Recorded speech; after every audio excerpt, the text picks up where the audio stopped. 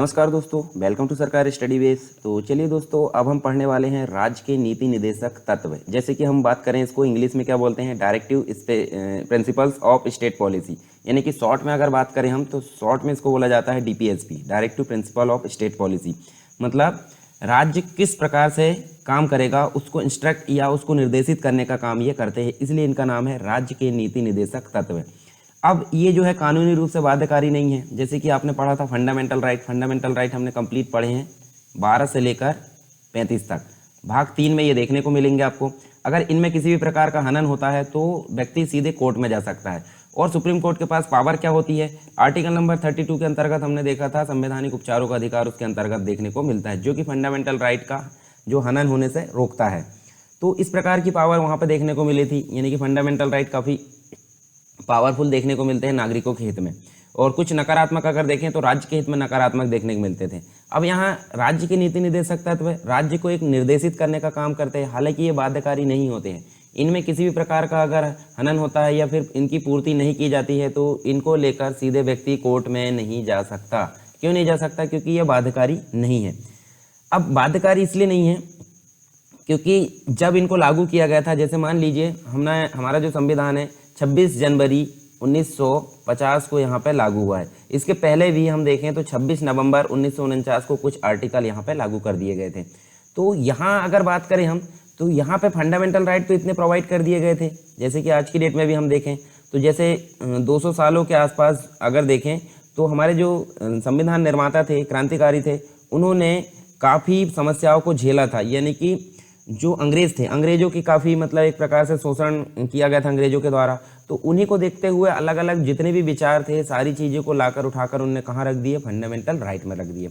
इसके बाद नीति निदेशक तत्व, यानी कि राज्य का भी कुछ दायित्व होना चाहिए जनता के हित में, तो उसको लाकर यहाँ पे डीपीएसपी में रख दिए। अब इनको देखो फंडामेंटल राइट को बाध्यकारी बना दिया गया और राज्य के नीति निदेशक तत्व को बाध्यकारी नहीं बनाया गया। क्यों नहीं बनाया गया? क्योंकि जब हमारा देश आज़ाद हुआ था तो अगर इनको बाध्यकारी बना देते हैं तो ये राज्य के कर्तव्य होते हैं। मतलब राज्य का कर्तव्य यह होता है कि जो अपने नीति बनाने के लिए एक प्रकार से इन रूल्स को फॉलो किया जाए। तो नीति बनाने के लिए सारी चीज़ों की अगर पूर्ति की जाती, जैसे न्यूट्रिशन की, शिक्षा की, या फिर पंचायती की, सहकारी समिति, बहुत सारे इसमें आर्टिकल्स दिए हैं जो कि हम आगे पढ़ेंगे। तो उन सभी चीज़ों को फॉलो करना है, बाध्यकारी बना दिया जाता है तो कैसे काम चलता? तो इसलिए राज्य के पास ना तो उतना धन था, उतना रिसोर्सेज थे, सारी चीज़ें यहाँ पे उपलब्ध नहीं थी, इसलिए इनको बाध्यकारी नहीं बनाया गया। तो इस प्रकार हम इनको देखकर चलते हैं।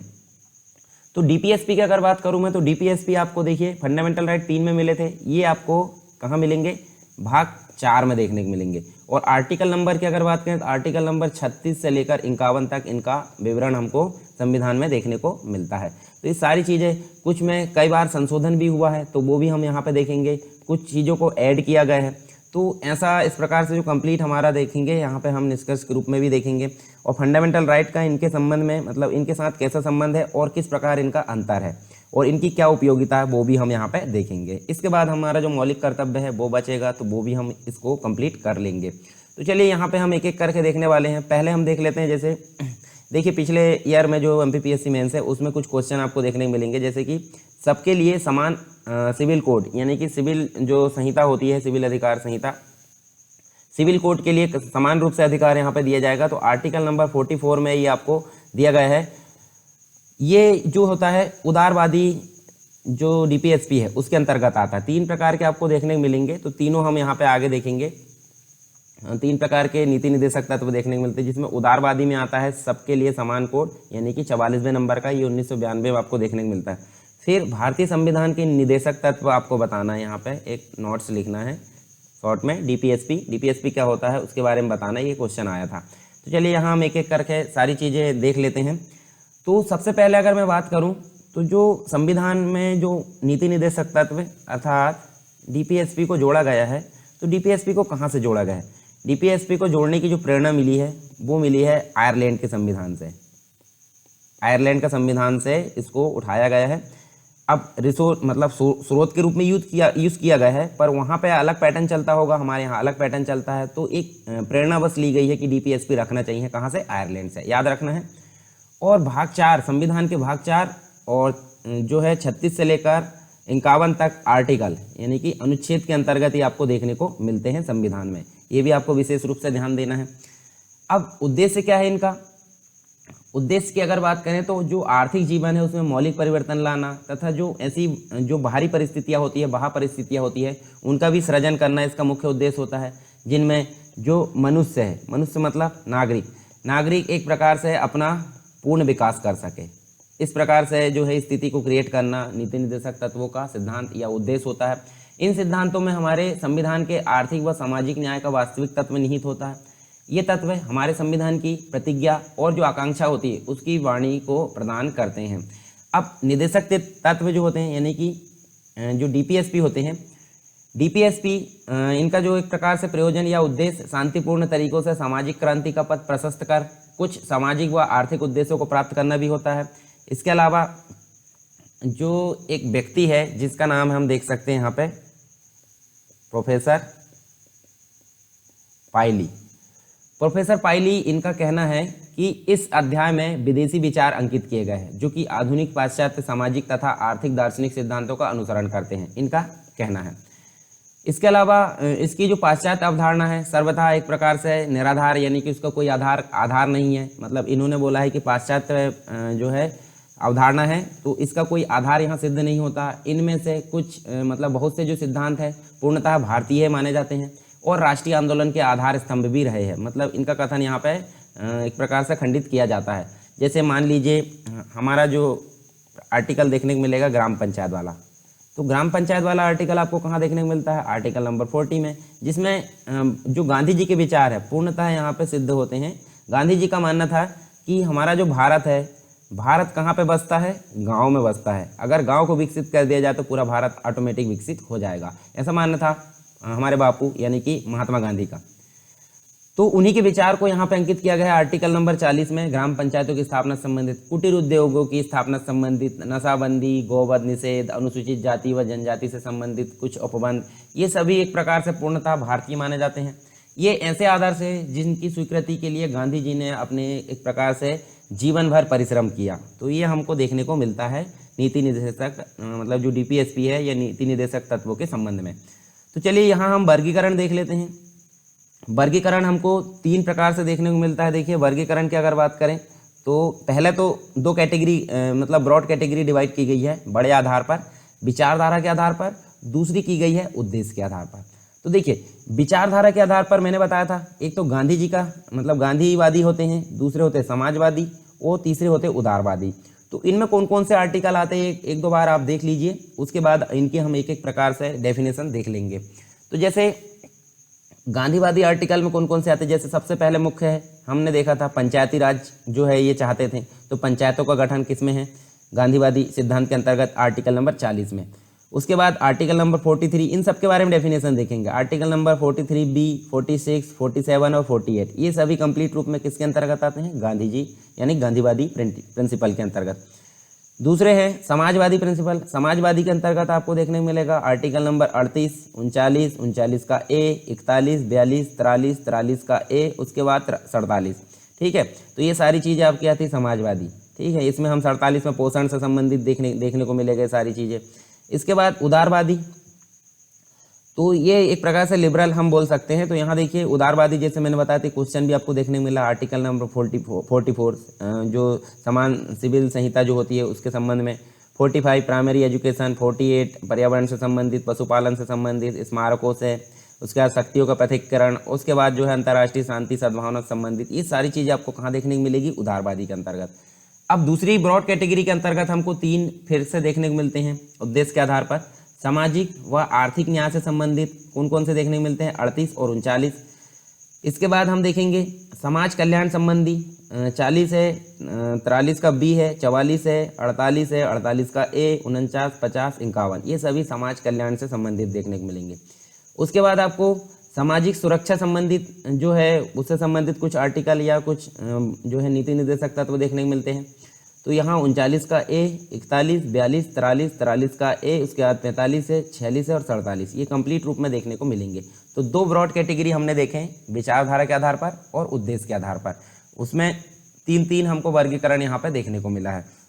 तो चलिए हम यहाँ पे देख लेते हैं यहाँ तो हमने कैटेगरी में डिवाइड कर लिए। अब आपको हर एक की डेफिनेशन में अलग अलग बता देता हूँ 51 तक। तो सबसे पहला आर्टिकल क्या आता है, हमको पता है सबसे पहला आर्टिकल मतलब आपको 36 से लेकर 51 तक देखने को मिलेंगे। तो पहला आर्टिकल आपको 36 देखने को मिलता है। आर्टिकल नंबर 36 क्या बोलता है? आर्टिकल नंबर 36 उसी प्रकार से डिफाइन करता है जैसे आपने फंडामेंटल राइट के अंतर्गत भाग 3 में आर्टिकल नंबर 12 के अंतर्गत क्या देखा था, राज्य की परिभाषा। तो ये क्या बोलता है, ये राज्य की परिभाषा को डिफाइन करता है आर्टिकल नंबर 36, यानी नीति निर्देशक तत्वों के संदर्भ में राज्य की परिभाषा को डिफाइन करता है। ठीक है, एक प्रकार से हम लिख सकते हैं डेफिनेशन को परिभाषित करता है। दूसरी चीज नेक्स्ट जो है हमारे सामने आर्टिकल नंबर 37। तो आर्टिकल नंबर 37 क्या बोलता है? आर्टिकल नंबर 37 बोलता है कि राज्य जो है लोक कल्याण की अभिवृद्धि के लिए क्या करेगा, एक प्रकार से सामाजिक व्यवस्था को क्रिएट करेगा, सामाजिक व्यवस्था को यहाँ पे बनाएगा। आर्टिकल नंबर 37 ये बोलता है ताकि सामाजिक, आर्थिक और राजनीतिक न्याय हो सके। नेक्स्ट जो है हमारे सामने आर्टिकल नंबर 38 का ए। 38 का ए क्या बोलता है, सॉरी ये जो है आर्टिकल नंबर 37 मैंने गलत यहाँ पे बता दिया, ये यहाँ पे आएगा आर्टिकल नंबर 38 में। चलो 37 में देख लेते फिर से, कोई बात नहीं। यहाँ पे देखें 37 क्या बोलता है, इस भाग में मतलब जो दिए गए तत्वों का एक प्रकार से जो जैसे फंडामेंटल राइट होते हैं हमारे न्यायालय में क्या होते हैं, वाद योग होते हैं। तो ये वाद योग नहीं होगा, यानी कि अगर किसी भी प्रकार का यहाँ पे पूर्ति नहीं की जाती है, ये इसको फॉलो नहीं किया जाता नीति निर्देशक तत्वों को, तो नागरिक यहाँ पे न्यायालय में नहीं जा सकता। इस प्रकार से यहाँ वर्णन किया गया है आर्टिकल नंबर 37 में। अब जो मैंने पहले 37 बताया था वो यहाँ पे है सामाजिक व्यवस्था को बनाना, सामाजिक व्यवस्था को राज्य के द्वारा क्रिएट किया जाएगा। आर्टिकल नंबर 38 का ए में बोला गया है लोक कल्याण के लिए, ताकि सामाजिक, आर्थिक और राजनीतिक न्याय हो सके। उसके बाद 38 का मतलब जो 38 है, 38 का 2 में क्या बोला गया है, इसमें बोला गया है कि जो आय सुविधा होती है, जो भी इनकम होती है तथा जो अवसर होते हैं उसकी समानताओं को, जो असमानता होती है, मतलब मान लीजिए किसी व्यक्ति के पास 1 करोड़ रुपए है और किसी व्यक्ति के पास खाने के लिए तक मतलब जो है अपने अनाज की पूर्ति तक के लिए पैसे नहीं है। तो इस प्रकार की जो असमानता होती है, मतलब आय की जो असमानता होती है उसको दूर करने का काम किस में किया गया है, समानता को हटाने का काम आर्टिकल नंबर 38 का 2 में किया गया है। मतलब आय सुविधा तथा जो अवसर होती है उसकी असमानता को नष्ट करने का काम या फिर उसको समाप्त करने का काम आर्टिकल नंबर 38 का 2 में किया गया है। उसके बाद नेक्स्ट जो है हमारे सामने अनुच्छेद नंबर 39। तो इसमें क्या किया गया है, राज्य के द्वारा जो कुछ नीति होती है, जैसे कि नीति कौन कौन सी होती है, नीति के अंतर्गत हम बात करें तो बहुत सारी नीति होती है। कुछ सामाजिक नीतियाँ भी हो सकती है राज्य की, उसके बाद कुछ आर्थिक न्याय से संबंधित नीतियाँ होती है।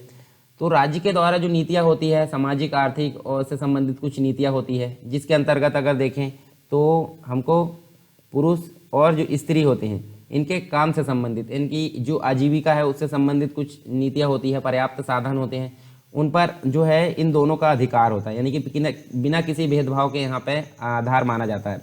जैसे पुरुष की अगर बात करें तो वही काम पुरुष के द्वारा किया जाएगा तो 400 रुपये यहाँ मजदूरी दी जाती है, और वही काम स्त्री के द्वारा किया जाएगा तो उसको 250 या 300 रुपये दिया जाता है। तो इस प्रकार का भेदभाव यहाँ खत्म किया जाना है आर्टिकल नंबर 39 के अंतर्गत। इसके अलावा देखें तो समाज के भौतिक संसाधनों का उचित स्वामित्व व वितरण भी इसके अंतर्गत शामिल किया गया है। साथ में अर्थव्यवस्था में धन तथा उत्पादन के साधनों के अहितकारी जो केंद्रीकरण है उसका निषेध किया गया है। पुरुष व स्त्रियों के लिए समान कार्य के लिए समान वेतन, जैसे कि मैंने अभी बताया, वो भी इसके अंतर्गत शामिल किया गया है। पुरुष व स्त्री श्रमिकों तथा बच्चों को मजबूरी में आय या शक्ति की दृष्टिकोण से प्रतिकूल जो है रोजगार में जाने से बचाना, मतलब किसी की मजबूरी होती है तो उसको अपनी क्वालिटी से कम कीमत का भी काम करना पड़ता है, तो इस प्रकार का यहाँ पर सुरक्षा प्रदान की गई है। हालांकि डीपीएसपी को कंप्लीट रूप में बाध्यकारी नहीं बनाया जा सकता, ये तो आपको ये देखिए आर्टिकल नंबर 37 में हमने ये पढ़ा है। तो ये सारी चीज़ें कहाँ पे दी गई है, आर्टिकल नंबर 39 में दी गई है। एक प्रकार से समान कार्य के लिए समान वेतन, या फिर एक प्रकार से लेवल में लाना किसी भी प्रकार से अगर असमानता पाई जाती है तो। उसके बाद 39 का जो आपको दिख रहा है, 39 के का में क्या दिख रहा है, मतलब 39 का ए हम बोल सकते हैं। तो समान अवसर के आधार पर जो है न्याय देने के लिए एक प्रकार से विधिक सहायता, यहाँ पे न्याय के लिए कोई भेदभाव नहीं किया जाएगा और उसके लिए क्या दी जाएगी, विधिक सहायता यहाँ पे प्रदान की जाएगी, यानी कि फ्री लीगल एड एक प्रकार से बोल सकते हैं। गरीबों को अन्याय का शिकार न होना पड़े, इस प्रकार से इस अनुच्छेद में वर्णन किया गया है। नेक्स्ट बहुत इंपॉर्टेंट है, कौन सा? आर्टिकल नंबर 40 मतलब होता है ग्राम पंचायतों से रिलेटेड, ठीक है, आपको याद होना चाहिए, काफ़ी इंपॉर्टेंट है।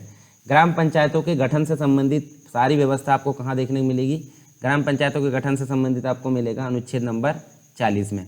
तो ये सारी चीज़ें यहाँ पे हम देख सकते हैं 40 में, मतलब उन जो ग्राम पंचायत है उनका गठन शासन की इकाइयों के रूप में करने के लिए शक्तियाँ और उसके प्राधिकार से संबंधित व्यवस्था आर्टिकल नंबर 40 में दी गई है। अब आर्टिकल नंबर 41 क्या बोलता है? आर्टिकल नंबर 41 बोलता है कि जो कुछ स्थिति होती है, जैसे कि अगर बोलें विशेष रूप से बुढ़ापे की स्थिति की अगर बात करें, बुढ़ापे की स्थिति, साथ में हम देख सकते हैं कुछ स्थिति ऐसी होती है बेरोजगारी वाली स्थिति, जहाँ पे काम नहीं मिलता लोगों को, बीमारी वाली स्थिति, बेरोजगारी, बीमारी, इन सभी चीज़ों में क्या होता है, या फिर आवश्यकता की दशा में शिक्षा और लोक सहायता पाने का अधिकार। तो यहाँ पे क्या प्रदान किया गया है? बहुत सारी परिस्थिति में जो लोक सहायता है, साथ में शिक्षा पाने का अधिकार कहाँ पे दिया गया है? अनुच्छेद 41 में। विशेष परिस्थितियों में बुढ़ापे, बेरोजगारी, बीमारी और कुछ विशेष आवश्यकता की परिस्थिति में लोक सहायता और शिक्षा पाने का अधिकार यहाँ पे प्रदान किया गया है 41 में। नेक्स्ट है 42 की अगर बात करें तो 42 में हम बोल सकते हैं, जैसे कुछ एक प्रकार से देखें तो काम की न्याय संगत और मानवोचित दशाओं तथा जो मैटरनिटी, मतलब एक प्रकार से देखें मैटरनिटी, प्रसूति जिसे हम बोलते हैं, गर्भावस्था के पश्चात जो एक प्रकार से माताएं होती है उनको एक प्रकार से फीमेल होती है उसको मतलब अपने वर्किंग जो रहता है उसमें छुट्टी दी जाती है, तो वो छुट्टी को एक प्रकार से यहाँ पे प्रदान किया गया है। तो जैसे 12 वीक की छुट्टी मिलती थी पहले, उसको बढ़ाकर कितना कर दिया गया है? अभी थोड़े समय पहले ये 26 वीक कर दिया गया है, तो ये भी आपको याद रखना है। तो आर्टिकल नंबर 42 क्या बोलता है? काम की न्याय संगत मानवोचित दशा, काम की एक प्रकार से न्याय संगत, काम की न्याय संगत दशा और साथ में जो प्रसूति होती है उसके समय यहाँ पे क्या किया जाता है? सहायता का उपबंध किया गया है, सारी चीज़ें, मतलब एक प्रकार से आर्टिकल नंबर 42 ये बोलता है। इसके बाद 43 की बात कर लेते हैं। तो 43 में क्या बोला गया है? 43 में जो कर्मकार, मतलब एक प्रकार से मजदूर होते हैं या फिर हम बोल सकते हैं कर्मकार की बात कर लेते हैं, ठीक है। कर्मकारों के निर्वाह के लिए या जीवन निर्वाह के लिए एक प्रकार से क्या करना? मजदूरी का प्रबंध कराना, शिष्ट जीवन स्तर, अवकाश की व्यवस्था कराना, साथ में कुछ और चीज़ें यहाँ देखने को मिलती है, जैसे कुटीर उद्योगों की बात की जा रही है, कुटीर उद्योगों को प्रोत्साहित करना, सारी चीज़ें व्यवस्था की गई है आर्टिकल नंबर 43 में। इसके अलावा अनुच्छेद नंबर 43 का क्या बोलता है? ये अनुच्छेद नंबर 43 का बोलता है? उद्योगों के संबंध में बात की गई है, तो उद्योगों के प्रबंध से संबंधित, उद्योगों के मैनेजमेंट से संबंधित, उस मतलब उसमें जो मजदूर होते हैं, वर्कर्स होते हैं, कर्मकार होते हैं, मजदूर है, उसके भाग लेने के लिए उपयुक्त विधान यहाँ बनाना किसमें दिया गया है? आर्टिकल नंबर 43 के का में दिया गया है। इसके अलावा हम बात करें आर्टिकल नंबर 43 का खा की अगर बात करें तो इसके अंतर्गत आपको हमने देखा था सहकारी समितियों की व्यवस्था की गई है, सहकारी समिति। अब सहकारी समिति स्पेशल 43 में नहीं दी गई, 43 के खा में दी गई। क्यों? क्योंकि इनको संशोधन के पश्चात जोड़ा गया था। संशोधन कैसे? 97 नंबर का संशोधन आपको देखने को मिला था, कब? 2011 में, तब इनको जोड़ा गया था आर्टिकल नंबर 43 के खा में। अच्छा, एक और आर्टिकल आपको बताना है जिसमें फंडामेंटल राइट के अंतर्गत इनको डिफाइन किया गया है सहकारी समितियों को, तो वो कौन सा आर्टिकल है उसका आपको आंसर बताना है कमेंट बॉक्स में। तो सहकारी समितियों का गठन, साथ में उनका संचालन, उसके बाद लोकतांत्रिक नियंत्रण, पेशेवर प्रबंध, ये सभी को प्रोत्साहित करना आर्टिकल नंबर 43 में डिफाइन किया गया है। अब आर्टिकल नंबर 44 काफ़ी इंपॉर्टेंट है, जिसमें समान सिविल संहिता या यूनिफॉर्म सिविल कोड की बात की गई है। जैसे इसका मैं उदाहरण देता हूँ, जैसे मान लीजिए जो मुस्लिम हैं, मुस्लिमों में क्या होता है और हिंदू में क्या होता है, इन दोनों में अगर यहाँ पे अगर व्यक्ति ने मर्डर करा है, ठीक है, तो मर्डर के लिए यहाँ पे भी समान व्यवस्था होगी और यहाँ पे भी मर्डर के लिए, यानी कि क्रिमिनल प्रोसीजर सेम होगी, परंतु सिविल जो प्रोसीजर थी वो सेम नहीं थी, ठीक है। पर तो यहाँ पे बात की गई है कि मुस्लिमों में जो सिविल संहिता है और हिंदू में जो सिविल संहिता, दोनों को यहाँ पे कॉमन किए जाने की बात की गई है, किसमें, 44 में। इसके अलावा हालांकि ये फॉलो नहीं किया गया अभी तक, ये मतलब है राज्य के नीति निर्देशक तत्वों में एक बार फॉलो किया जाना था परंतु हुआ नहीं। अब आर्टिकल नंबर 45 क्या बोलता है? आर्टिकल नंबर 45 बोलता है कि जो छोटे बच्चे होते हैं, मतलब चाइल्ड होते हैं, जैसे 6 वर्ष की अगर बात करें तो 6 वर्ष से कम उम्र के जो बच्चे होते हैं उनको शिक्षा प्रदान करना राज्य का दायित्व होगा। हालांकि कंपलसरी नहीं है, ये बस नीति निर्देशक तत्वों के रूप में जोड़ दिया गया है। एक और है अनुच्छेद नंबर 46। तो अनुच्छेद नंबर 46 में जो अनुसूचित जाति होती है, SC या फिर हम बोल सकते हैं ST, और जो अन्य जो कमज़ोर वर्ग होते हैं उनको शिक्षा संबंधी, शिक्षा और जो धन संबंधी जो आर्थिक सहायता है उसकी अभिवृद्धि करना और उनके शोषण से उनको बचाव करना, ये व्यवस्था की गई है अनुच्छेद नंबर 46 में। इसके अलावा देखें तो आर्टिकल नंबर एक और देखने को मिलता है, जैसे 46 है, 46 के बाद हम देख सकते हैं, देखिए यहाँ पे 48 है, तो हम एक 47 भी देख लेते हैं। 47 काफ़ी इंपॉर्टेंट है। जैसे 47 में क्या बोला गया है, लोगों का पोषण आहार जो रहता है,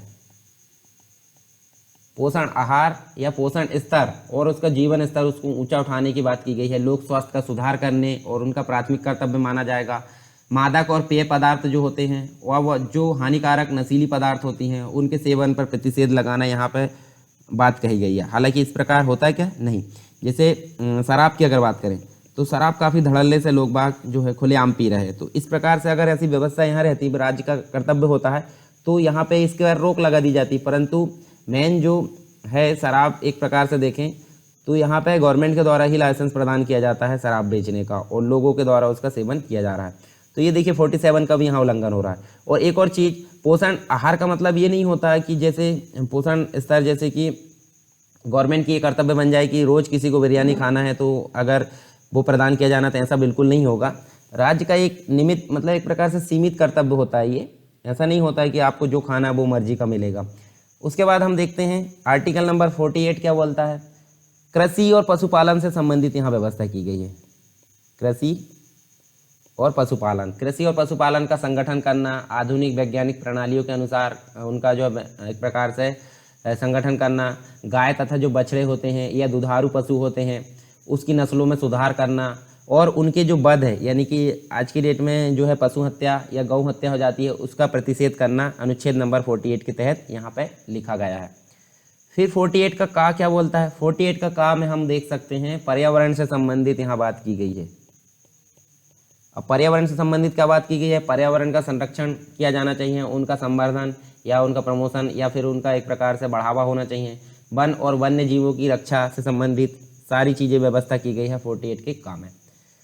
उसके बाद 3 आर्टिकल और है, जैसे 49 है, काफ़ी इंपॉर्टेंट है। जैसे जो राष्ट्रीय महत्व की कुछ भवन होते हैं या फिर हम बोल सकते हैं स्मारक होते हैं, यूनेस्को स्मारक बोल दीजिए या फिर और कोई अन्य स्मारक, या फिर हम बोल सकते हैं स्थान होते हैं या फिर वस्तुएं होते हैं, इन सभी की रक्षा का दायित्व जो है या संरक्षण का दायित्व किसका होता है, राज्य का होता है। राज्य के नीति निर्देशक तत्व, मतलब किसी भी प्रकार की नीति ना बनाई जाए जो इनको एक प्रकार से इनका हनन हो।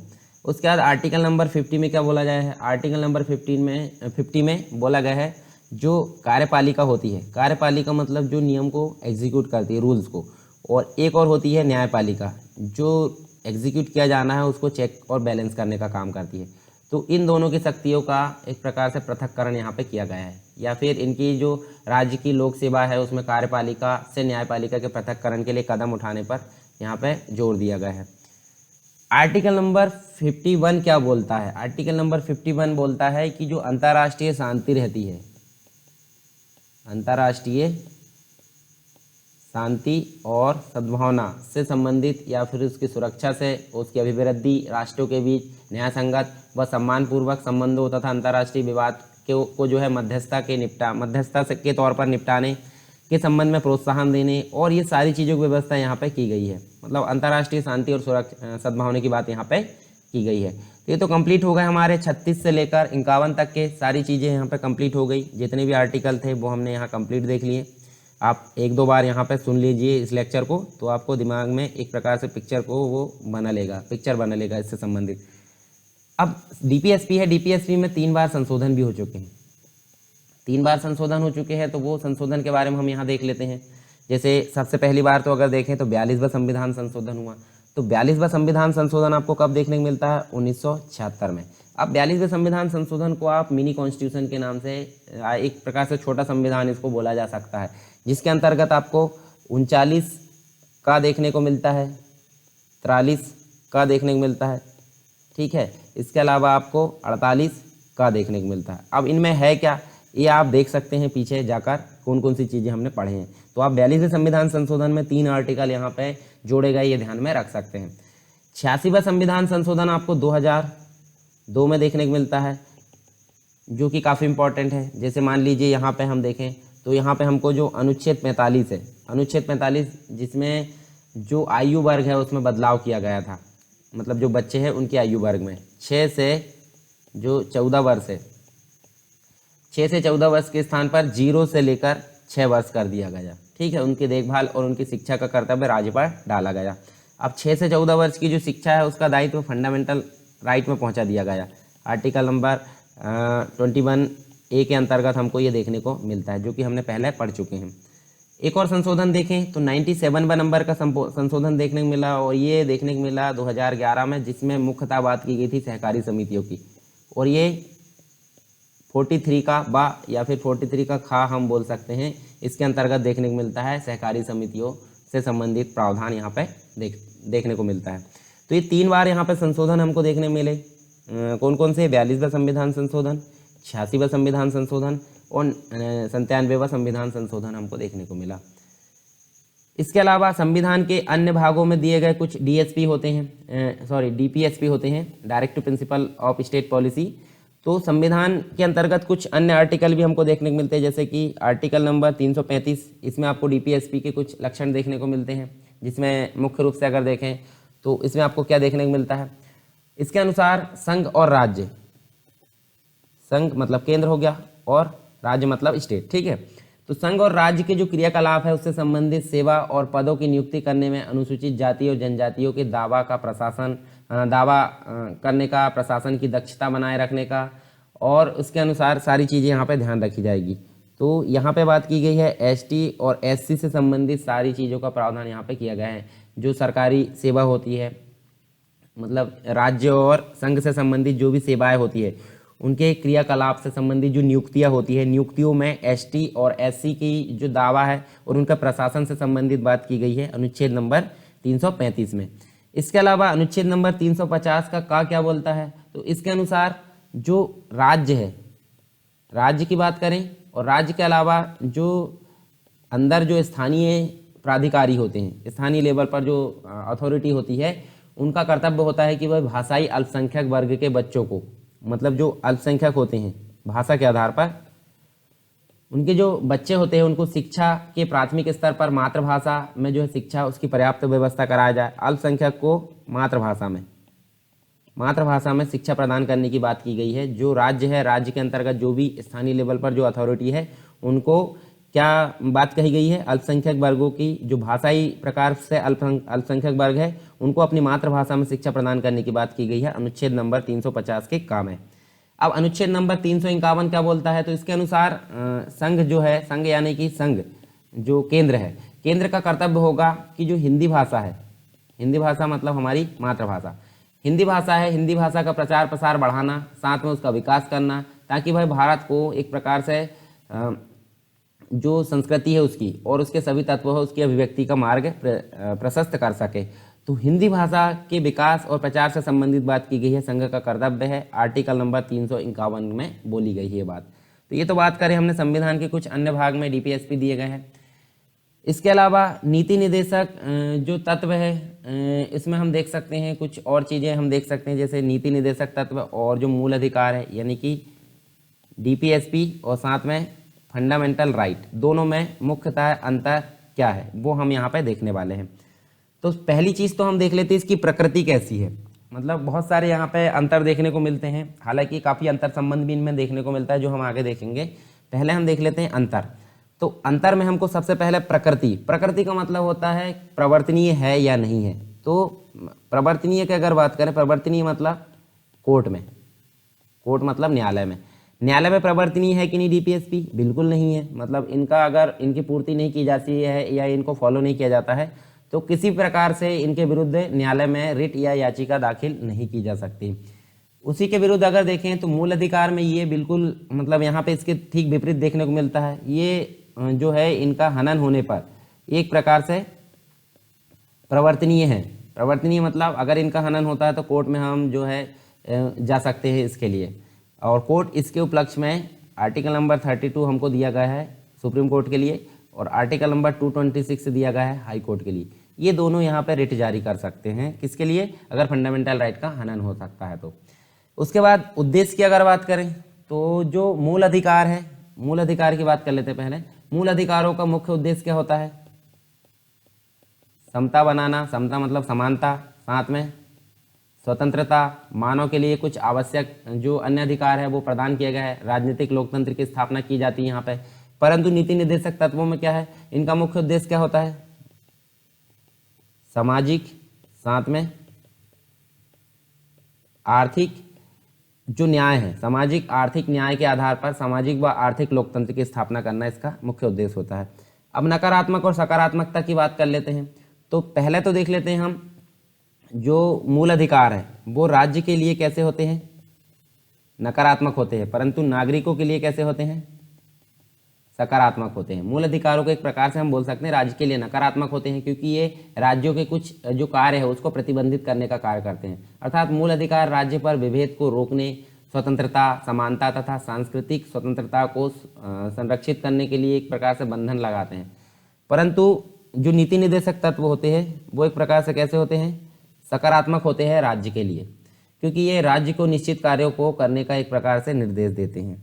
उसके बाद लागू होने की बात करें तो मूल अधिकारों को लागू होना, मूल अधिकारों का जो लागू होना है वो व्यक्ति की सजगता पर निर्भर करता है। व्यक्ति अगर जागरूक है, ठीक है, व्यक्ति अगर जागरूक है तो एक प्रकार से अगर देखें या सजग है तो उसके ऊपर निर्भर करता है कि इनको लागू किया जाना है।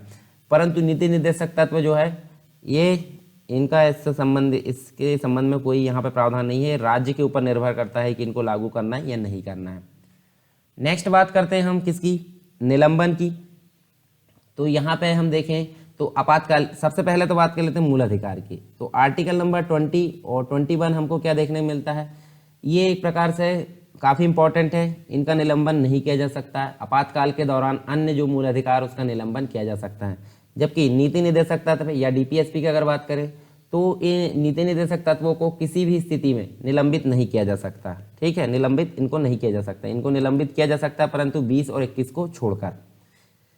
इसके अलावा निर्बंधन की अगर बात करें यहाँ पे मतलब एक प्रकार से पाबंदी या प्रतिबंध लगाया जा सकता है कि तो मूल अधिकार एक प्रकार से असीमित नहीं है, ये असीमित नहीं है, मतलब इन पर निर्बंधन या प्रतिबंध लगाया जा सकता है कुछ विशेष परिस्थिति में।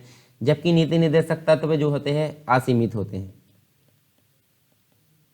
ठीक है, असीमित होते हैं, इन पर किसी भी प्रकार का निर्बंधन या प्रतिबंध नहीं लगाया जा सकता। दोनों में हमने अंतर देखे। ये जो प्रकृति है इसकी न्यायालय में प्रवर्तनीय नहीं होगा नीति निर्देशक तत्व, और ये प्रवर्तनीय होगा। उद्देश्य इनका होता है सामाजिक आर्थिक व्यवस्था बनाकर सामाजिक आर्थिक न्याय को स्थापित या लोकतंत्र को स्थापित करना। इनमें समानता स्वतंत्रता के आधार पर व्यक्ति को पूर्ण विकास यहाँ पे निर्भर करता है। नकारात्मक और सकारात्मक, ये सकारात्मक है और ये नकारात्मक श्रेणी के आते हैं। लागू, इनको राज्य के द्वारा लागू किया जाता है, इनको व्यक्ति की सजगता के द्वारा लागू किया जाता है। निलंबन, इनका निलंबन नहीं किया जा सकता और इनमें 20 और 21 को छोड़कर इनका निलंबन किया जा सकता है आपातकाल की स्थिति में। निर्बंधन, ये निर्बंधन नहीं किया जा सकता, ये असीमित है, और इनका निर्बंधन किया जा सकता है, ये असीमित नहीं है। तो ये दोनों में अंतर देखें। अब यहाँ एक ओवरव्यू एक और आप देख सकते हैं, देखिए दोनों में अंतर है आपको यहाँ दिया है, तो आप इसको भी पढ़ सकते हैं। एक मैं बिल्कुल यहाँ पे बहुत ओवरव्यू यहाँ पर आपको दे देता हूँ। जैसे मूल अधिकार नकारात्मक है और ये सकारात्मक है। उसके बाद देखिए यहाँ पे न्यायोचित होते हैं और ये न्यायोचित नहीं होते, गैर न्यायोचित है, इनको कोर्ट में नहीं जा सकता। इनका उद्देश्य लोकतांत्रिक राजनीतिक व्यवस्था को स्थापित करना होता है। इनका उद्देश्य सामाजिक आर्थिक लोकतंत्र की स्थापना करना होता है। ये कानूनी रूप से मान्य है, जैसे कि हमने देखे न्यायोचित है, और ये कानूनी रूप से मान्य नहीं है, मतलब ये नैतिक और राजनीतिक मान्यता प्रदान करते हैं। ये व्यक्तिगत कल्याण को प्रोत्साहित करने और इस प्रकार ये व्यक्तिगत होते हैं, और ये समुदाय कल्याण को प्रोत्साहित करते हुए समाजवादी होते हैं। मूल अधिकार लागू करने के लिए विधान की जो है आवश्यकता नहीं होती है, स्वतः लागू हो जाते हैं, और इनको विधान की आवश्यकता होती है, स्वतः लागू नहीं होते। इसमें मूल अधिकार में क्या है, न्यायालय इस बात के लिए बाध्य होता है किसी भी मूल अधिकार के हनन की जो विधि है उसको वह गैर संवैधानिक या अवैध घोषित करे। इसके अलावा नीति निर्देशक तत्वों को उल्लंघन करने वाली विधि को न्यायालय असंवैधानिक और अवैध घोषित नहीं कर सकता। यद्यपि विधि की वैधता को इस प्रकार से इस आधार पर ठहराया जा सकता है कि इन्हें निर्देशक तत्वों को प्रभावी करने के लिए लागू किया जा सकता है। ठीक है, तो चेक एंड बैलेंस करने का काम भी ये करते हैं कोर्ट के लिए नीति निर्देशक तत्व। ये हमने अंतर देखें। अब बात कर लेते हैं हम नीति निर्देशक तत्व तथा मूल अधिकारों में क्या संबंध है, मतलब एक अंतर संबंध की बात की गई है।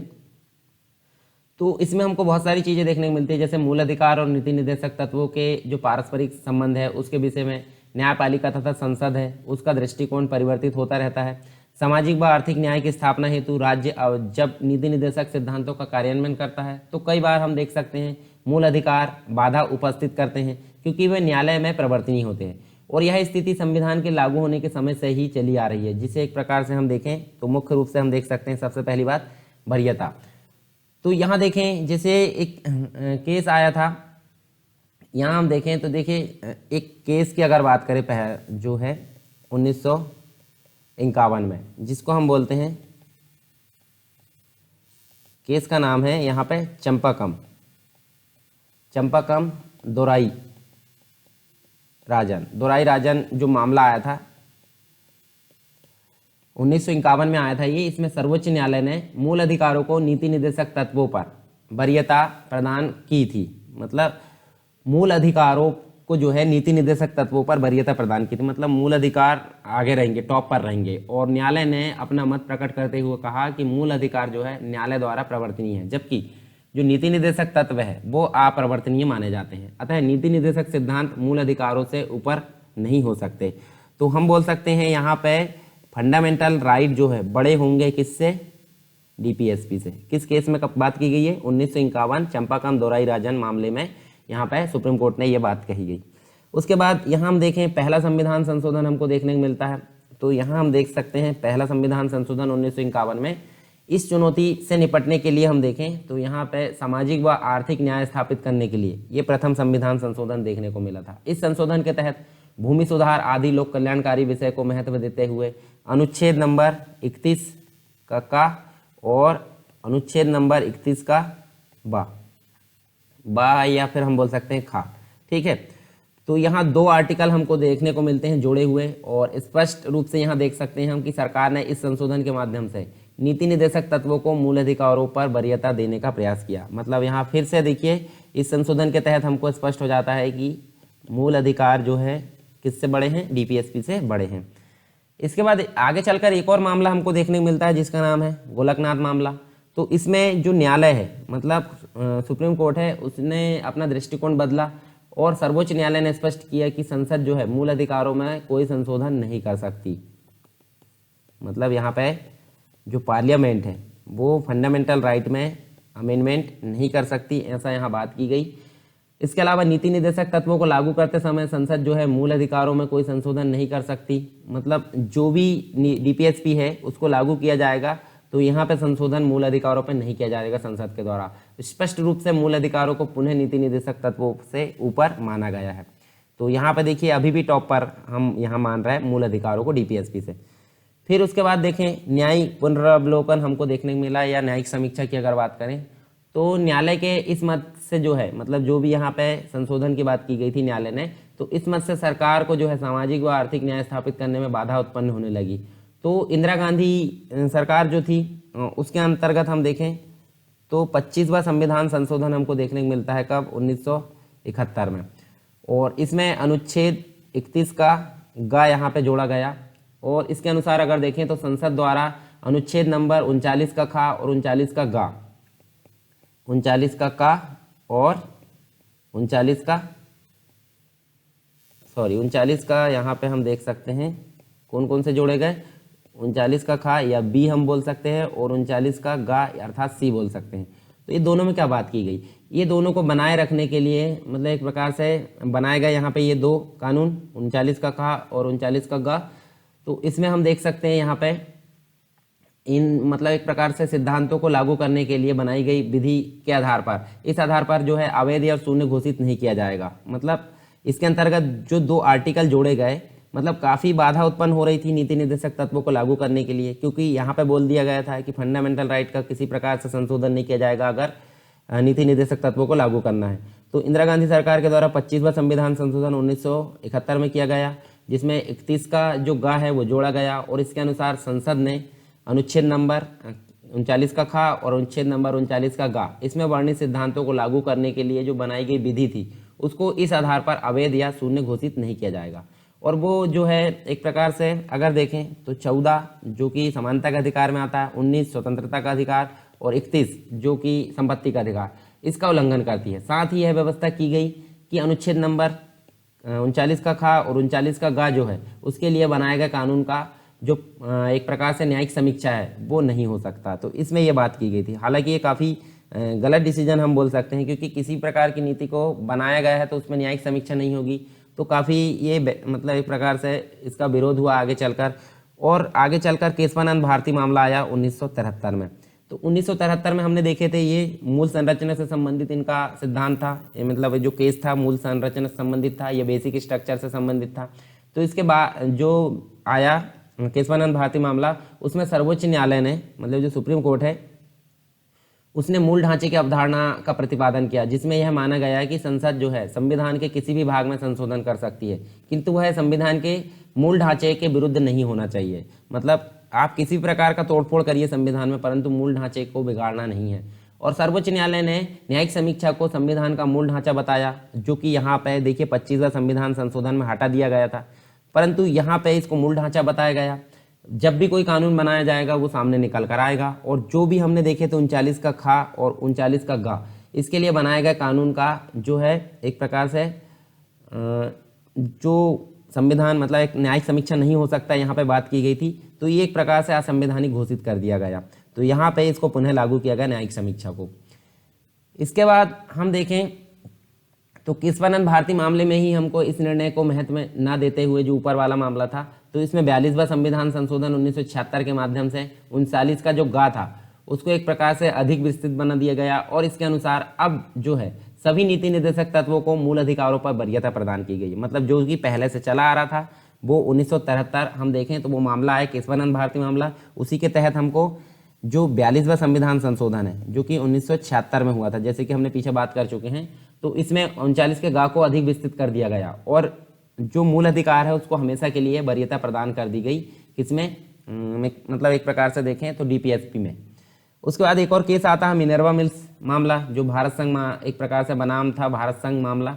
उसमें सर्वोच्च न्यायालय ने जो 42वां संविधान संशोधन था, इसमें सर्वोच्च न्यायालय ने एक प्रकार से जो सर्वोच्च न्यायालय उसमें 42वें संविधान संशोधन को असंवैधानिक घोषित कर दिया, जिसमें नीति निर्देशक जो सिद्धांत है उसको मूल अधिकारों पर वरीयता प्रदान की गई थी। तो यहाँ पे इसका विरोध किया गया ऊपर वाले का। इसके अलावा न्यायालय ने माना कि मूल अधिकारों व नीति निर्देशक तत्वों के मध्य संतुलन संविधान के मूल ढांचे का भी हिस्सा है। इन दोनों में ना तो कोई टकराहट होगी और ना ही कोई एक दूसरे की वरीयता प्रदान की जाएगी। तो यहाँ पे न्यायालय ने बोला कि दोनों जो है फंडामेंटल राइट और डीपीएसपी दोनों में संतुलन काफ़ी जरूरी है। तो इस प्रकार से यहाँ यानी कि दोनों जो है संतुलन बनाए रखना दोनों में एक प्रकार से संविधान का मूल ढांचे में आता है। तो यहाँ पे सुप्रीम कोर्ट ने इस बात को कहा।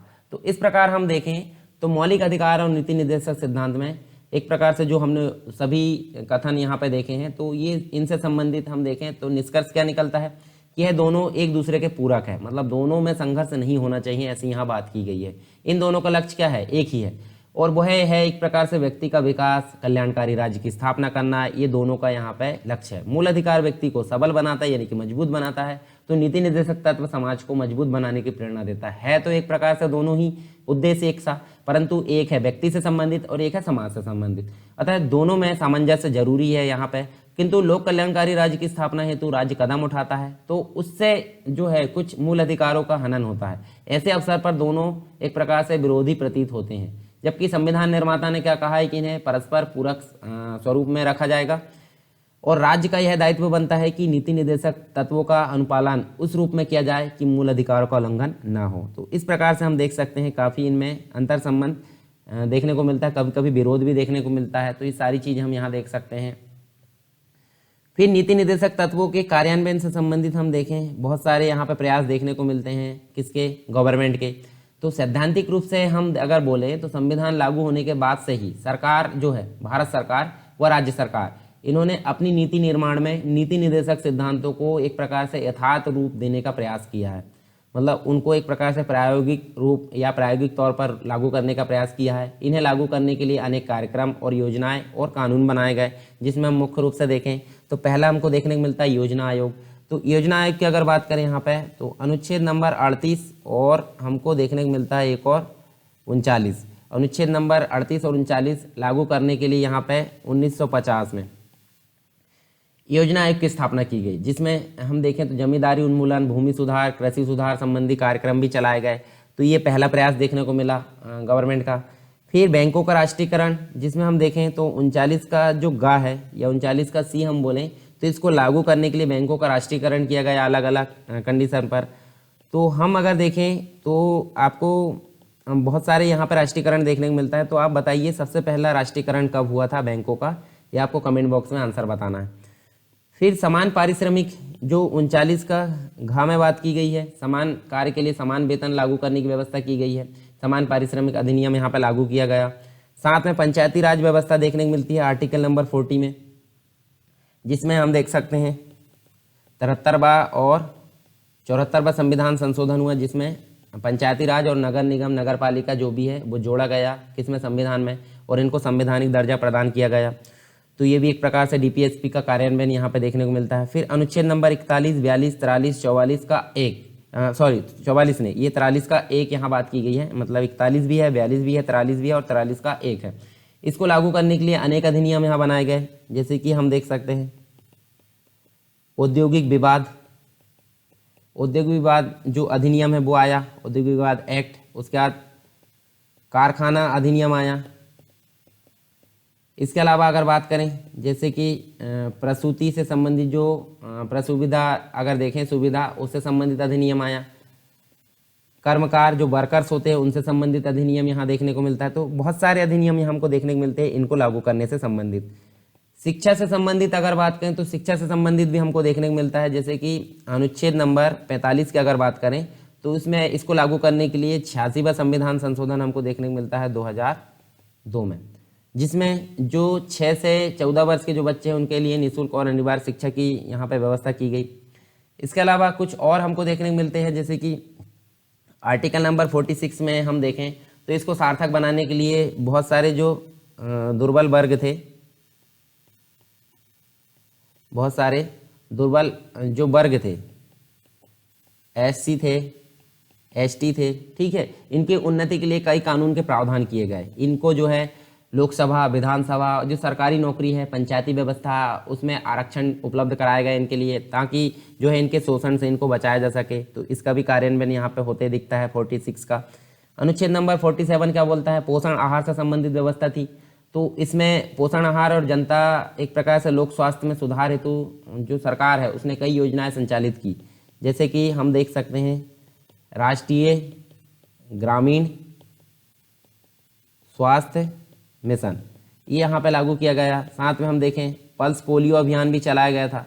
तो ये सारी व्यवस्था जो है अनुच्छेद नंबर 47 के अंतर्गत देखने को मिलती है, पोषण आहार और लोक स्वास्थ्य से संबंधित व्यवस्था, जो कि गवर्नमेंट के द्वारा यहाँ पे जो कार्यान्वयन है वो देखने को मिलता है। फिर अनुच्छेद नंबर 48 क्या बोलता है, 48 में हमको कृषि और पशुपालन से संबंधित चीज़ें देखने को मिलती है। इनसे संबंधित अनेक जो है अनुसंधान केंद्र स्थापित किए गए, जैसे कि जो भारतीय कृषि अनुसंधान केंद्र है वो स्थापित किया गया कहाँ पे, नई दिल्ली में, ये भी इससे संबंधित है।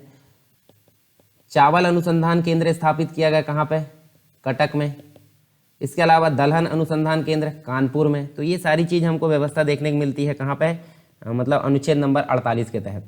48 का में क्या बोला गया है, 48(1) में पर्यावरण का संरक्षण से संबंधित जो है व्यवस्था यहाँ पे की गई है, जिसके अंतर्गत हमको बहुत सारी चीज़ें देखने को मिलती है। यानी कि यहाँ पे हमको बाघ परियोजना, अब बाघ परियोजना कब आई थी आपको पता होना चाहिए, ये आई थी 1973 में, ठीक है, याद होना चाहिए आपको। केशवानंद भारती मामले से आप कनेक्ट कर सकते हैं। हाथी परियोजना हमको देखने को मिलती है यहाँ पे। उसके अलावा देखें जो वन्य जीव अधिनियम है 1972 आया था, वो भी हमको इसके अंतर्गत देखने को मिलता है। तो अनुच्छेद नंबर 48 के का में हमको ये चीज़ें देखने को मिलती है। उसके बाद अनुच्छेद नंबर 49 जो है, जैसे कि हम देखें, इसमें स्मारकों की सुरक्षा से संबंधित बात की गई है, जिसके अंतर्गत ASI archaeological survey of India, जो कि भारतीय पुरातत्व विभाग के नाम से जाना जाता है, तो इसके तहत जो आया, यानी कि जिसके तहत महत्व जो राष्ट्रीय महत्व के स्मारक है, स्थान है और वस्तुओं के संरक्षण से संबंधित दायित्व इसको सौंपा गया। इसके अलावा आर्टिकल नंबर 51, इसमें हमको अंतर्राष्ट्रीय शांति सुरक्षा से संबंधित चीज़ें देखने को मिलती है, जिसमें भारत सरकार ने जो गुटनिरपेक्षता की नीति है, गुटनिरपेक्षता की नीति यहाँ अपनाई गई। पंचशील का सिद्धांत हमको देखने को मिलता है, पंचशील का सिद्धांत इसके अंतर्गत देखने को मिलता है हमको अनुच्छेद नंबर 51 के तहत। तो सारी चीज़ें हमको यहाँ पे देखने को मिलती है नीति निर्देशक तत्वों के कार्यान्वयन से संबंधित। तो सारी चीज़ें हमने देखे गवर्नमेंट के जो प्रयास थे। अब इसके बाद इतनी कुछ जो है इनका एक प्रकार से अच्छाई होने के बाद में इनकी कुछ आलोचना हमको देखने को मिलती है, वो भी हम यहाँ पे देख लेते हैं। जैसे सबसे पहला तो है कि ये जो जितनी भी चीज़ें हैं इनको लागू नहीं किया जाता है तो ये वादयोग नहीं है, यानी कि हम सुप्रीम कोर्ट के पास या न्यायालय में नहीं जा सकते, ये इसकी सबसे पहली कमी मानी जाती है, या कानूनी शक्ति प्राप्त नहीं है इसको, ये पहली कमी यहाँ पे देख सकते हैं। उसके बाद हम इसके अगर देखें तो इसमें आलोचकों ने जो है इन सिद्धांत को एक प्रकार से शुभ इच्छाई नैतिक उपदेश माना है, जिनका कोई संवैधानिक महत्व नहीं है, ऐसा यहाँ पे बोला गया है। एक और व्यक्ति है जो प्रोफेसर KT साहा है, प्रोफेसर KT साहा है, इन्होंने यह एक प्रकार से कहा है कि यह एक ऐसा चेक है जिसका भुगतान बैंक की इच्छा पर छोड़ दिया गया है। मतलब जैसे हम बैंक में चेक जमा करते हैं, मान लीजिए हमने एक 10,000 का चेक बैंक में जमा किए, तो बैंक का दायित्व होगा कि उसको कंप्लीट मतलब एक प्रकार से उसको निकाल कर हमारे खाते में पैसे डाले, ठीक है, या फिर हमको चेक के पैसे वापस करे, विड्रॉल करना है तो। परंतु ये जो चेक है कौन सा DPSP, ये ऐसा चेक है जिसको एक प्रकार से उसका अमाउंट देना बैंक के ऊपर निर्भर कर दिया गया है कि बैंक दे या नहीं है। उसी प्रकार से राज्य यहाँ पे इनको लागू करे या ना करे, ये राज्य के ऊपर है। तो ये प्रोफेसर KT साहा के द्वारा कहा गया। दूसरी बात कही गई है निश्चित व तर्कसंगत दर्शन है, उस पर आधारित है ये। तो इसके तहत भी एक जो प्रोफेसर है, प्रोफेसर जेनिंग्स, इनका कहना है कि नीति निर्देशक तत्व निश्चित व तर्कसंगत दर्शन पर आधारित नहीं है, ऐसी बात की गई इनके द्वारा, प्रोफेसर जेनिंग के द्वारा। और ये एक प्रकार से अस्पष्ट है, मतलब स्पष्ट रूप से इनको डिफाइन नहीं किया गया है, अस्पष्ट है। उन्हें ना तो उचित रूप से क्रमबद्ध किया गया है, ना ही तार्किक ढंग से वर्गीकृत किया गया है, ऐसा इनका कहना है। एक ही बात को बार बार दोहराया गया है। स्मारकों के संरक्षण जैसी मामूली बात को अत्यधिक महत्वपूर्ण सामाजिक व आर्थिक परिस्थितियों से मिलाकर एक प्रकार से उलझाव पैदा कर दिया गया है। इसके अलावा ज़्यादा उपयोगी नहीं है ये, यानी कि बहुत सारे आलोचक कहते हैं कि ये भविष्य के लिए किसी आर्थिक या सामाजिक ढांचे का निर्धारण करना इस कारण ज़्यादा उपयोगी नहीं हो सकता। जैसे इस वैज्ञानिक युग में हम देखें तो सामाजिक परिवर्तनों की गति तथा दिशा को निश्चित करना संभव नहीं माना गया है। यही कारण है कि संविधान निर्माताओं ने इन सिद्धांतों को एक प्रकार से न्याय योग्य नहीं बनाया है तथा समय तथा परिस्थिति के अनुरूप इन्हें वो है एक प्रकार से सरकार पर छोड़ दिया गया है। मतलब सरकार का कर्तव्य या दायित्व बन जाता है कि वो इसको लागू करे या न करे। नेक्स्ट है 19वीं सदी के राजनीतिक दर्शन पर यह आधारित है। मतलब यहाँ कुछ आलोचक बोलते हैं कि संविधान में ये उल्लेखित नीति निर्देशक तत्व है जो DPSP है वो 19वीं सदी के राजनीतिक दर्शन पर आधारित है, जो कि एक प्रकार से अभी तक रूढ़िवादी हो चुके हैं। तो ये सारी चीज़ें हमने देखें आलोचनाएं, हालांकि आलोचना होने के बाद भी काफ़ी महत्व है इनका। तो यहाँ हम देख सकते हैं नीति निर्देशक तत्वों की उपयोगिता या उनका महत्व या उनका औचित्य हम बोल सकते हैं।